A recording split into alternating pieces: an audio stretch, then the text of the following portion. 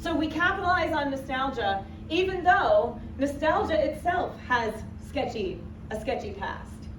Nostalgia, which is defined as a sentimental yearning for former happiness of a past place or time, it actually used to be considered a psychological disorder. You could get put into an asylum if you were seen to be suffering from nostalgia.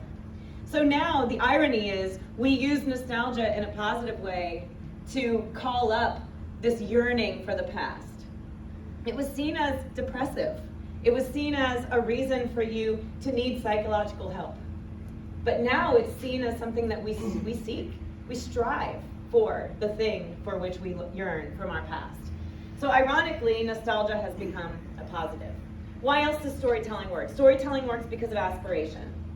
We aspire to something. We aspire to something that someone else has. That's why we talk about keeping up with the Joneses, right? How many of you have ever had a buyer who has champagne taste on a beer budget?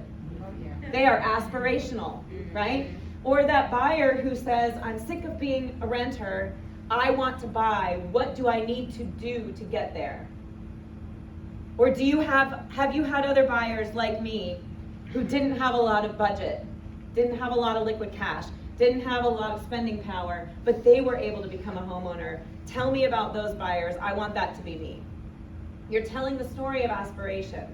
And there's a lot of great companies that use aspiration. Of course, car companies do it all the time, especially luxury vehicles, right? Any luxury product uses aspiration as their story.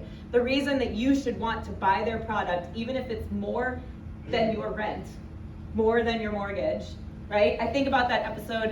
Do you remember the episode from Friends where Monica buys the boots? Mm-hmm. Yes, right? So she buys the boots and Chandler says, those are so expensive. They cost more than our rent. And she says, but I'll wear them with everything.